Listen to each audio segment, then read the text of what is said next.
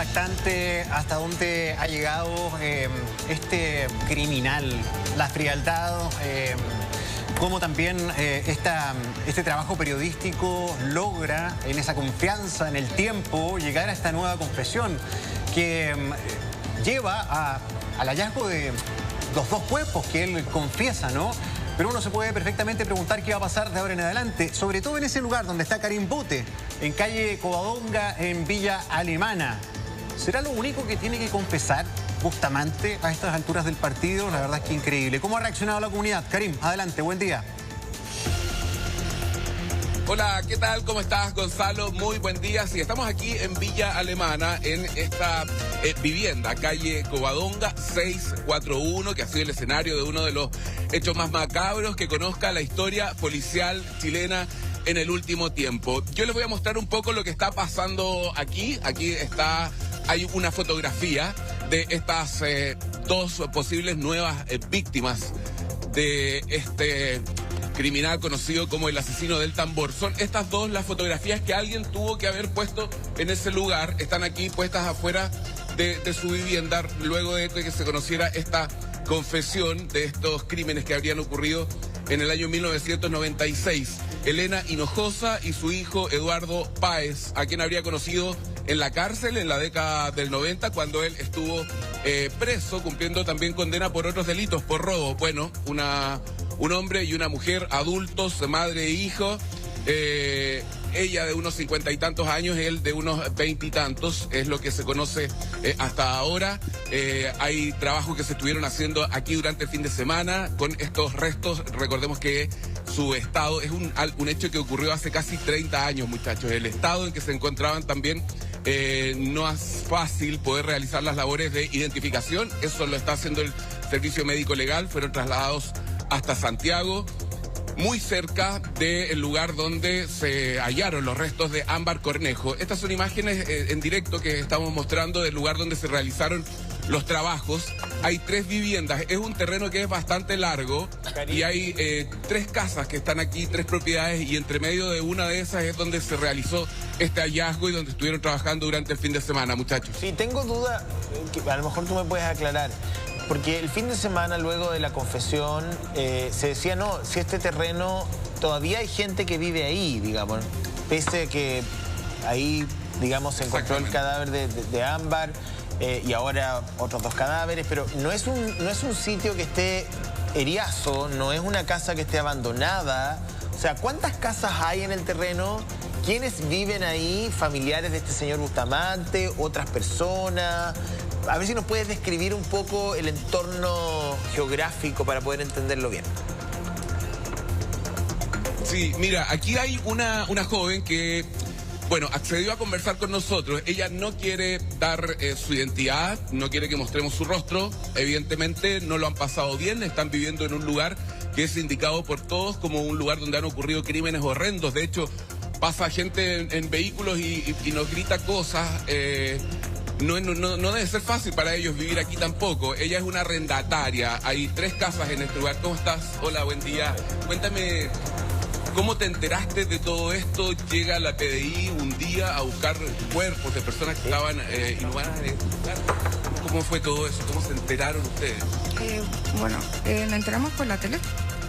¿Por la televisión? Sí, porque estábamos en el trabajo nosotros. O sea, ¿tú no estabas ni siquiera en tu casa cuando viste que en tu casa estaban haciendo? No había nadie. ¿Llegó la PDI e ingresó simplemente? Sí, pero por lo que vi en la tele que ellos estaban esperando como la autorización, ya que no llegaban o salían los arrendatarios. ¿Tú arriendas aquí? ¿Hace cuánto tiempo viven ustedes acá? Hace 6 meses. 6 meses. ¿Y sabían que esta era la casa de Hugo Bustamante? O sea, sí sabíamos, pero no sabíamos sobre esto. No tenían idea y te enteraste por la televisión. Cuéntame, ¿y dónde se realizan los trabajos? ¿Es cerca de donde viven ustedes? ¿Pudiste ver el lugar? O sea, el lugar no. Solamente sabemos que en el patio. Antes de llegar a la casa donde mataron a la Mar. Ahí. ¿Ustedes no pueden ir? ¿No has ido? ¿No nos podemos acercar. No se pueden acercar. Y dime una cosa, ¿ustedes a quién le pagan el arriendo? ¿Con quién hicieron el trato? ¿Cómo llegan a arrendar esta casa? No sabría decirle yo. ¿No sabes tú quién hizo eso, ese contacto? O sea, sé que uno de mis tíos, pero ya no sabría qué responderle. Pero tú no tienes ninguna relación con Hugo Bustamante, ¿no? Ustedes no son familiares, parientes, nada. No, nada. ¿Cómo fue para ustedes enterarse de esto? Me imagino que bien... O sea, igual fue preocupante porque, o sea, nosotros antes pasábamos por ahí por el tema de que colgábamos la ropa y entonces fue más eso. Quedamos como choqueados, por así decirlo. Bueno, muchísimas gracias. Es una joven que vive aquí, ellos arriendan en este lugar. Muchachos, hay un par de mascotas aquí, lo que nos daba la impresión de que es un lugar que está habitado, que viven personas acá. Ella nos comentaba que realizaron hace 6 meses el arriendo, no tenía bien claro quién hizo los contactos. Hay evidencias de los trabajos que estuvo realizando la PDI en este lugar, los peritos de la PDI respecto de este macabro hallazgo, la confirmación de este reconocimiento entonces que hace Hugo Bustamante sobre estos crímenes que habrían ocurrido hace casi 30 años. Estamos con quien era el jefe de la Brigada de Homicidios de la Policía de Investigaciones de la época, Eric Martínez, con quien queremos, primero que todo, conocer un poquito el lugar. Eric, ustedes conocieron bien, estuviste aquí, me imagino, en este mismo sitio muchas veces. Cuéntame el lugar. Aquí se hace el hallazgo de los restos de ámbar y muy cerca, según la descripción que hace esta persona, estaban los cuerpos de estas otras 2 personas, esta confesión de estos 2 crímenes que eran desconocidos por todos, ¿no? Como en su minuto la primera pregunta que surge es, no se encontraron estos cuerpos, ¿es porque había pasado demasiado tiempo? Porque estaban muy cerca, según lo que entiendo. Hola, buenos días. Sí, bueno, la verdad es que efectivamente en ese minuto uno viene obviamente con el antecedente respecto del lugar específico donde se encuentran los cuerpos y uno tiene que pensar que respecto de el suceso que hoy se devela y que es un hecho ocurrido 24 años antes a la fecha en la que aparece ámbar, son cuerpos que están enterrados, que hay un proceso de putrefacción cadavérica, que hay una reducción cadavérica que hace que obviamente cierta evidencia se vaya perdiendo. Es un lugar que tenía mucha basura, por consiguiente hay mucha emanación de gases, hay una fosa séptica, y tú sabes que los perros buscadores de cadáveres trabajan con emanaciones, con olores. Entonces ahí hay un proceso de dispersión del aire que hace que en el fondo los perros se confundan obviamente y no puedan, aparte que los otros cadáveres estaban 3-4 metros distantes del lugar donde estaba ámbar. ¿En qué condiciones estaba? ¿Cuál es el lugar? Tú conoces bien el terreno aquí, son 3 casas, nos decía la niña con la que conversamos recién. ¿Hay una división entre una vivienda y otra? Claro, sí, efectivamente son casas independientes, aquí hay una casa, la siguiente casa era la casa donde vivía Hugo Bustamante con Denis Llanos, y a posterior había otra estructura más. Yo tengo entendido que la casa que habitaba Hugo Bustamante en su minuto fue derrumbada y se tiene que haber levantado otra edificación. Así que, pero efectivamente por este mismo corredor uno ingresaba hasta la casa de Hugo Bustamante y en el interior, bajo el piso, él tenía sepultado el cuerpo de ámbar. ¿Bajo el piso de la casa? Bajo su mismo piso. Recordemos que él lo que hizo fue levantar el piso, excavar aproximadamente 60 centímetros, poner todas las partes del cuerpo de ámbar en esos coolers, envolverlos en papel alusa y posteriormente girarlos con la tapa hacia abajo y ponerlos contra la tierra. Poner una tabla de cholguán encima, echar líquido desodorizante, poner la tierra, poner las tablas, ¿cierto? Tablas nuevas, volver a armar el piso y posterior a eso, Denis Llanos le trae al día siguiente desde Limache tierra de color, cera y cera emparafinada para que vuelva a pasar por encima del piso y se pierda todo vestigio de que ahí se realizó un trabajo. La confesión era prácticamente imposible dar con esos restos ahí, en esas condiciones, ¿no?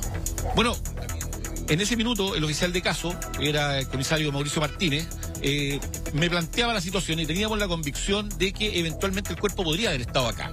Que las imágenes de video señalaban que ella había salido del domicilio y que nunca más se le vio del domicilio abajo, Covadonga 133. Entonces, obviamente la idea era centrar las diligencias policiales acá, porque teníamos, hasta ese momento el antecedente decía que ella no había vuelto a salir de la casa.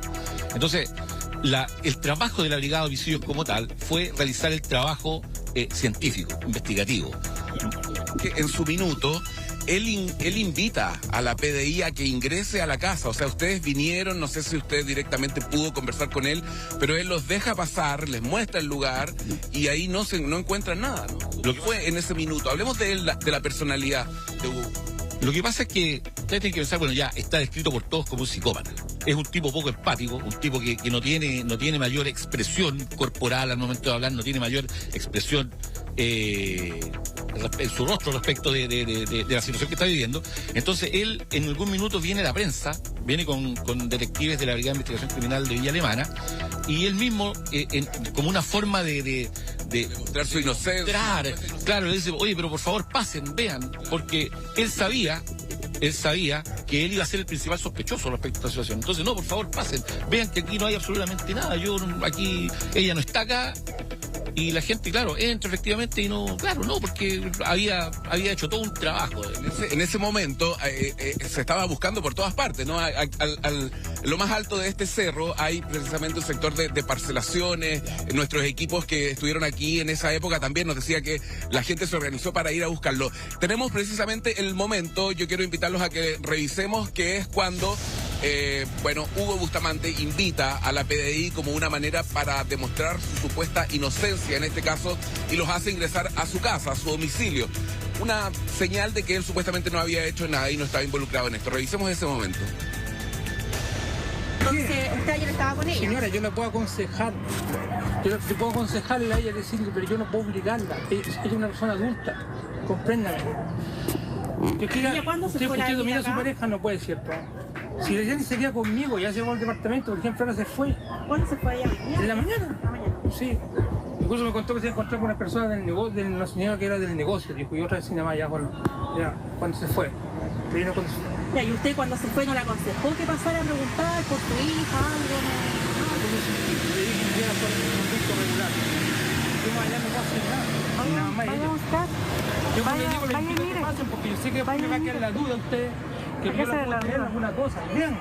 Sí, porque va a entrar la abuelita y... Abuelita va a entrar. ¿Saben qué? Y acompáñenla, si yo no tengo ningún problema, que revisen si gustan, vean si hay algún indicio, traigan perros, revisen el terreno. Ya, revisen, gracias. Pasen, chiquillos, pero pasen, si no se queden con la duda. Si yo no les puedo hacer nada. Yo quiero que vean cómo... ¿Flo? Está arriba, yo me quedo con él. Pero usted... Yo me pongo en el caso. Caballero. Nada. Bueno, ahí estábamos revisando ese momento precisamente. Eric, yo me imagino que usted, en su calidad de jefe de la brigada de la PDI en ese minuto, de la Brigada de Homicidios que estaba investigando esto, se entrevistó con él, ¿no? ¿Cómo lo vio? ¿Qué le llamó la atención? Él siempre fue el sospechoso, pero les abre las puertas de su casa, los invita a pasar, les muestra todo sin ningún problema. ¿Qué pensaban ustedes de él?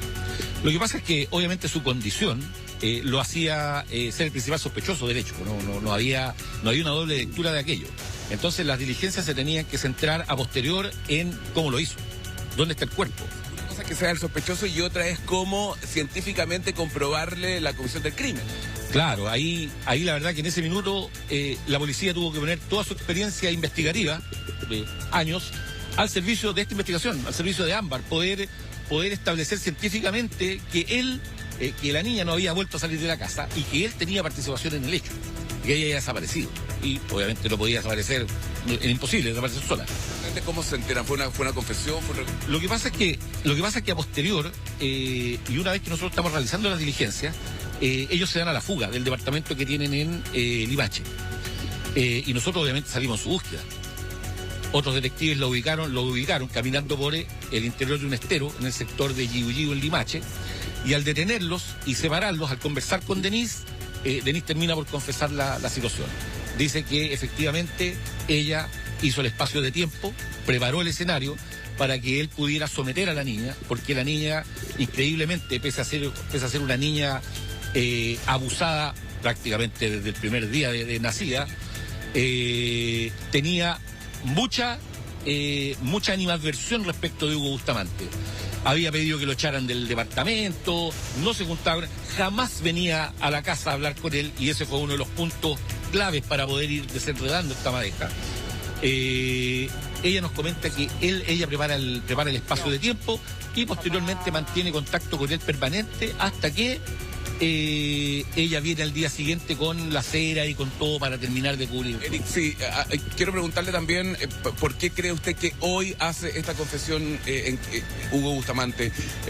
Tengo entendido que también antes de conversar con esta periodista que está escribiendo un libro, a quien le hace esta confesión, le había dicho a detectives de la PDI que lo fueran a visitar mientras estaba en prisión, porque les tenía un regalo, y ese regalo era esta información, ¿no? Yo creo que sí. Él hizo en algún minuto hizo el comentario de que lo fueran a visitar. Vengan a visitarme, les tengo un regalo. Obviamente después de que estaba detenido ya nadie iba a ir. Pero en el fondo yo creo que él hoy día lo hace como una forma de sobresalir, no, de llamarla, no de redimirse. El tipo es un psicópata, es un tipo que no tiene empatía, que no tiene la capacidad de demostrar sentimientos sobre los hechos que, claro, entonces... ¿Cree que es por ego todavía? No, es un tema de ego. Si algún especialista está escuchando, va a poder ratificar que efectivamente hay una alta dosis de ego en los psicópatas. Se planteaba que podría ser precisamente como el cargo y la conciencia lo que lo lleva a confesar esto. Muchachos, Eric los está escuchando también, tiene retorno para que le puedan hacer las preguntas que quieran. Sí, Eric, ¿cómo estás? Gonzalo Ramírez por acá. La verdad es que cuesta, bueno, yo imagino que los especialistas más avesados deben tener tremendas dificultades de tratar de ingresar a la mentalidad de este tipo de psicópatas, porque ya queda demostrado que los límites son realmente insospechados. ¿Cómo fue para usted enterarse de esto? Porque usted estuvo en la investigación y saber que confiesa estos nuevos crímenes. ¿Cómo hay que tomar esta nueva confesión? Porque un tipo que lo tenía todo perdido, que recibe una sentencia y que probablemente sabía que iba a estar preso toda la vida, podría haber dicho en ese instante, mire, ¿sabe qué? No es lo único que hice, también aprovechar de confesar los otros crímenes. ¿Cómo se toma? ¿Hay que descartar que hayan más crímenes? ¿Cómo lo tomó usted?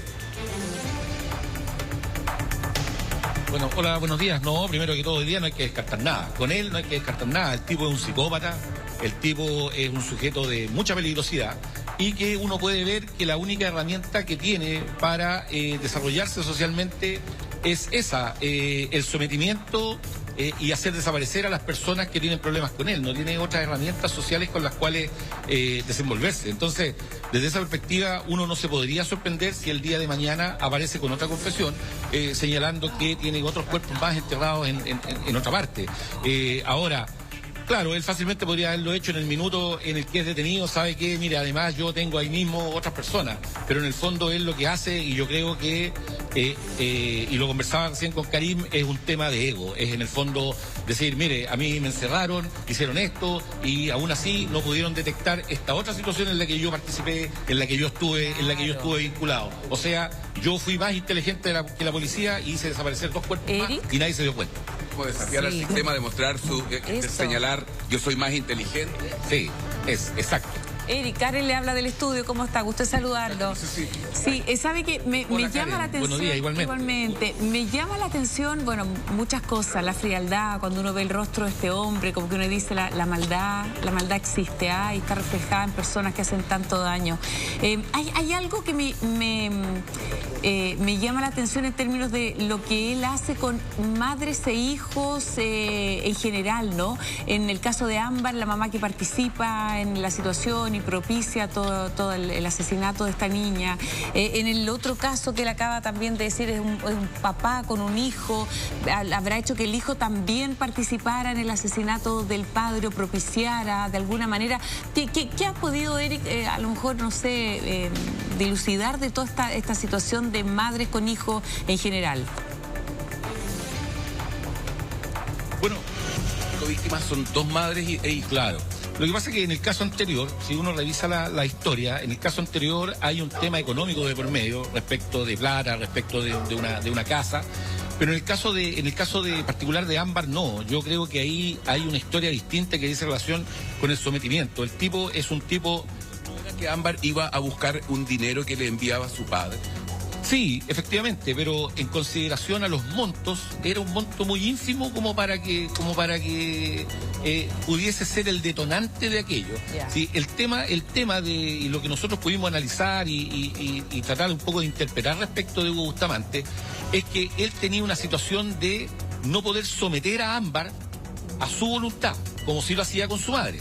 Entonces, él lo necesitaba y reclamaba, y la niña se le rebelaba, nunca quiso participar con él, nunca quiso compartir con él, lo trató de echar del departamento. Entonces el tipo generó, la niña me está generando problemas, yo necesito eliminarla, necesito hacerla desaparecer, porque en el fondo está perturbando todo lo que yo quiero o todo lo que me pretendo proyectar de aquí para adelante. Y es así como en el fondo convence a la madre de participar en esta situación. Aquí hay lo que se podría decir. ¿Sí? Sí, ¿qué tal? Gusto saludarlo. Pero acá nos falta una pieza, porque sí, podemos hablar de Ámbar porque es el crimen, digamos, más brutal quizá y más reciente. Pero acá hay una historia serial, entonces a uno, no sé, a un cronista policial, a lo mejor ustedes no pueden contestar esta pregunta, no sé si a lo mejor la periodista que tuvo la revelación lo puede hacer, pero ¿cuándo empieza a matar este hombre? ¿A razón de qué? ¿Quién es su primera víctima? Yo pongo en duda todo su relato, o sea, puede decir que hay 2 cuerpos como pueden haber 5 más, digamos, o sea, nadie puede decir que efectivamente solamente es ese el número de las víctimas. Entonces, yo creo que la revelación que hace Hugo Bustamante nos saca parcialmente del caso Ámbar y nos lleva a quizás una de las biografías más sórdidas de la historia policial chilena. No sé si lo estoy poniendo en un lugar como de crónica, pero uno quiere saber, ¿este hombre nació con este instinto bestial? ¿Llegó a matar por alguna razón? ¿Quién fue su primera víctima? ¿Quién vino después? ¿Por qué sus parejas? ¿Por qué los hijos de sus parejas? O sea, nos lleva necesariamente a hacernos todas esas preguntas. Yo evidentemente no tengo la respuesta, digamos, pero creo que cuando uno conversa con periodistas que hacen investigación policial o los mismos, a veces abogados que trabajan en la policía de investigaciones, detectives, se meten en estas mentes criminales, y bueno, y a nivel internacional lo mismo, y descubre, digamos, unos laberintos que asombran, digamos, que de verdad te dejan inquieto. Es diabólico todo lo que hay ahí. No, además que más allá que su confesión está lejos de aclarar un caso, sino que a partir de esto se pueden abrir una infinidad de posibilidades de otros crímenes que hayan ocurrido o en este lugar o con anterioridad en otros sitios.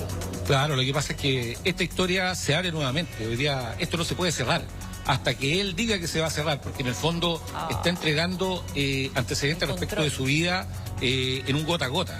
Entonces, hoy día, que nosotros pensábamos que la historia de Hugo Bustamante estaba cerrada con el caso Ámbar, hoy día nos damos cuenta, después de 4 años, de que no es así, de que él tiene otros crímenes anteriores, que las víctimas de los delitos anteriores, una de las víctimas del delito anterior, había sido compañero compañero de celda en la cárcel, implica que él ya venía con una historia delictual anterior.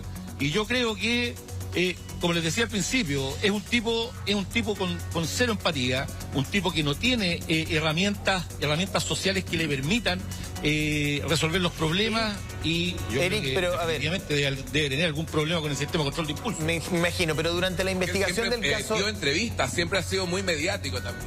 Entiendo, pero durante la investigación del caso, no sé, a usted o quizás a alguien, de toda la gente que participó en un caso muy, muy, muy oscuro, con el sufrimiento de un adolescente terrible, una mujer además, que me parece que es tan bestial como él, de participar de la muerte de su hija. ¿A nadie se le pasó por la cabeza en algún momento que podían haber más víctimas? O sea, si este señor venía del tambor, si había recibido una libertad condicional bien cuestionada, incluso en la Corte de Apelaciones de Valparaíso, no sé, yo pienso, yo no soy detective, no tengo idea, pero nadie dijo en algún momento, oye, vamos para atrás, investiguemos, aquí puede haber algo más que 1 o 2 crímenes. Nunca nadie tuvo el olfato para darse cuenta de lo que había atrás. O sea, este hombre fue tan buen actor, fue tan perverso, tan psicópata, tan diabólico, que no dejó ni siquiera una señal que pudiera hacer pensar a alguien que ahí había un asesino en serie? Yo creo que señales tiene que haber dejado siempre. Los criminales siempre dejan una seña respecto de algo. Ahora, uno tiene que pensar que si uno revisa los episodios, por lo menos los que se conocen hacia atrás, cada uno tiene al menos más de 10 años de diferencia entre uno y otro, incluso 20 y tantos años. Entonces, claro, uno podría hacer un seguimiento hacia atrás respecto de perfilarlo, respecto de establecer si él tiene alguna vinculación con otro delito.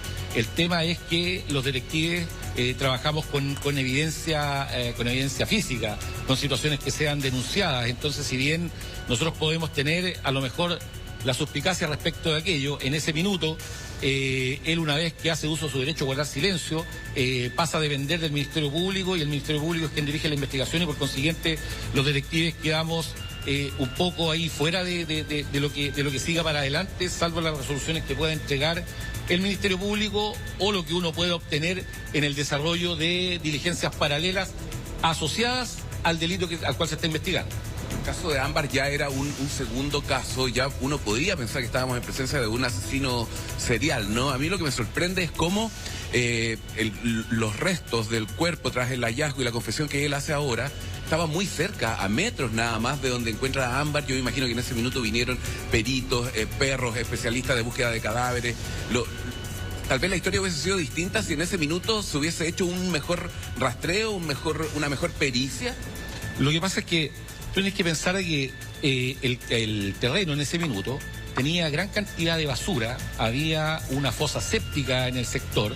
Entonces, hay un trabajo ahí de emanación y dispersión de gases súper complicado. Se trabaja con perros detectores de cadáveres, que ellos son en el fondo los encargados de ubicar estos cuerpos, pero producto de los gases que emanan de la basura, pues la basura la enterraban en el patio posterior. Entonces, de los gases de la basura, de los gases de la fosa séptica, entonces se le hace súper complicado al carino poder detectar eso. Nosotros cuando llegamos, recuerden ustedes que cuando se vino donde Ámbar, él había hecho un trabajo muy pulcro respecto de poder esconder los restos de Ámbar bajo el piso.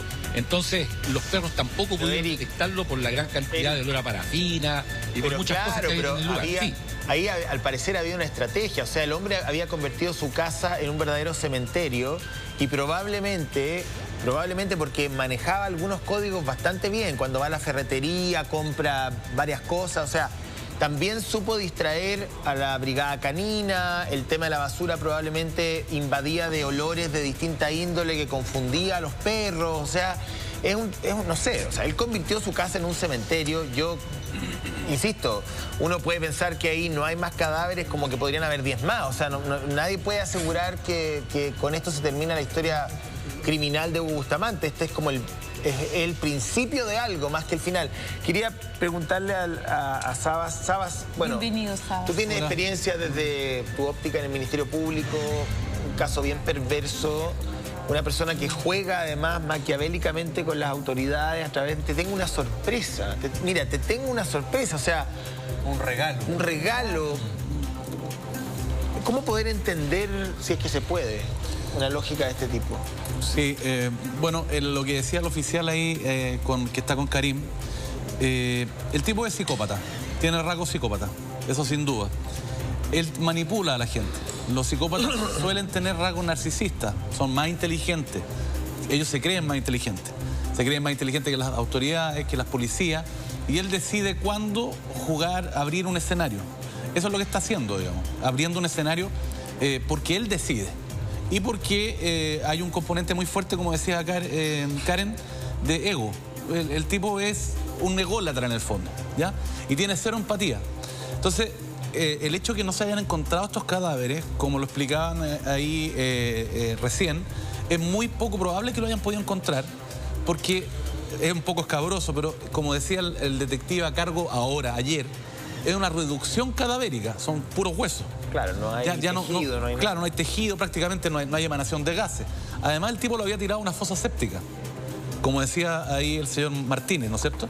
Entonces, es muy poco probable que lo hubieran ubicado. Entonces, él ahora decide, oye, yo soy el capo acá y te tengo un regalo. ahí yo enterré a otro. Y con respecto, porque si hubiera, cuando este sujeto lo denominaron los medios del asesino al tambor, ¿no es cierto? Porque había enterrado, puesto los cuerpos en un tambor. Lo había puesto en otra casa. Si hubiera estado en esta, probablemente lo hubiera puesto ahí mismo. Pero la pregunta es si existe o no el crimen perfecto. Porque si este señor no le dice a la periodista, mira, te tengo un regalo, la verdad es que nunca más habíamos hablado del crimen del año 96. O sea, hubiese sido el crimen perfecto. Sin duda, pero no todos los crímenes se esclarecen en ninguna parte del mundo. Entonces, como el tipo no pudo controlar su ego, porque no creo que tenga sentimiento de culpa, porque es frío como un pescado, digamos, no tiene sentimiento de culpa. No empatiza con la familia. No empatiza con nadie, no empatiza con nadie, le da lo mismo. Entonces, es por él. Pero si ahí vimos cómo invitaba a los periodistas, pasen chiquillos, no se queden con la duda. Sí, porque cuando tenía abajo el cuerpo de Ámbar. Tenía 3 personas enterradas en ese momento ahí. Claro, tenía 3 personas. En el mismo lugar. Y le da lo mismo. Yo te pregunto como ex fiscal, como ex cabeza de investigaciones, ¿cómo tomarías tú, si estuvieras en el rol de investigador, esta confesión nueva? Porque ante el perfil del que estamos hablando, las características de este sujeto realmente increíbles, sádica, perversa, no tendríamos por qué tomarlo como una última confesión de la vida. Este tipo, así como fue capaz y fue tan duro en guardarse este secreto todos estos años, podría perfectamente en 5 años más querer volver a llamar la atención y confesar otra cosa más. Te lo pregunto, por ejemplo, con el sitio del suceso. Hay gente que hoy día vive ahí. ¿Cómo se debería tomar esto? A ver, ahí hay varios temas. Hay varios temas. Primero, inclusive el fiscal de Villa Alemana decía hay que determinar quién es competente para investigar esto.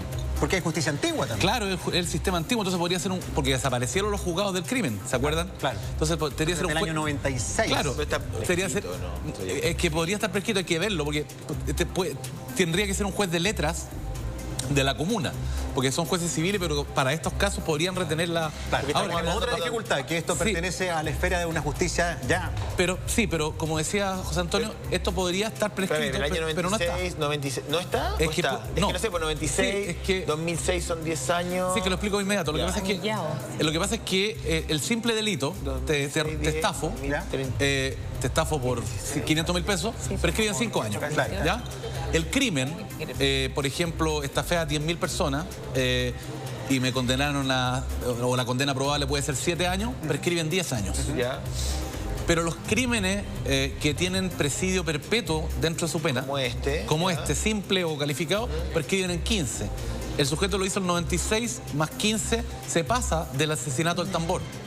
¿Me explico? Sí. Entonces habría interrumpido la prescripción de ese delito, del 96, interrumpió la prescripción. Porque empieza de nuevo. Claro, porque cada vez... Tú reincides, empieza de nuevo. Claro, lo que pasa es que cada vez que el delincuente comete un nuevo delito, la prescripción del delito anterior se interrumpe. Se suspende. ¿Cómo se llama eso? Debe tener una cosa en latín. No, sí, porque todas las cosas... Interrupción de la prescripción. Así es. Ahora, se suspende cuando el procedimiento se dirige contra él. Pero en el fondo, acá no se entendió. Esto podría estar perfectamente activo e investigable. Claro, porque... Por la justicia nueva. Claro, pero es que ahí se me escapa un detalle. El asesino, este asesinato del tambor, ¿qué año fue? ¿El 2005 o 2004? 2005, estoy casi seguro. Ya, porque empezó la nueva... ¿El 2005? 2005. Sí, ya, el sistema de las fiscalías empezó en Valparaíso, en la región de Valparaíso, a principios de 2005. O sea, estaría dentro. En Santiago, perdón, a fines del 2004. En Santiago empezó en junio del 2005. Sí. Todo lo anterior es justicia antigua. Regiones. Claro. Entonces podría determinarse ahí que se revive el antiguo y podría irse todo al antiguo. ¿Me explico? Sí. O el antiguo lo investiga el juzgado de letra y los nuevos, por así decirlo, el sistema nuevo. Es complicado. Sí, llama la atención, Sabas, que esto llegue a la justicia nuevamente porque le hace una confesión a una periodista. O sea, y es la periodista Ivonne Toro la que llega al Ministerio Público justamente a entregar estos antecedentes a través de una carta. Él, o sea, también busca ahí una forma de... Se ve mucho, Karen, en la literatura, hasta en las series de televisión, películas. Sí. Los psicópatas se creen más inteligentes. Los asesinos seriales se creen más inteligentes y de repente no soportan que hagan el anonimato. Por eso mismo, entonces por eso dan pistas. Desde el punto de vista, lo que está provocando. Claro, por supuesto. Desde el punto de vista de la lógica, una pregunta, ¿no? ¿Qué buscaría este individuo Notoriedad. con hacer esta confesión Notoriedad. el año 2024 de algo que hizo el año 96? Pero tiene una vida miserable. ¿Algún beneficio carcelario? No, ¿qué beneficio ya, carcelario? beneficio No, nada. peor. Contrario. No sé, estoy pensando... No, por supuesto, pero alimentar su ego. Es es claro, una cosa muy yo sórdida, existo, nada yo más, existo, es una yo conducta existo. muy perversa, o sea... Soy brillante. Y esto terminó. Exacto, soy tan brillante... Que le lo estoy diciendo. claro. Y ustedes no van a saber si esto terminó o a lo mejor esto sigue. Está Natalia Kenner con nosotros, Nata, y la cronología a lo mejor de los hechos que siguen siendo tremendos, dolorosos, escabrosos y sórdidos.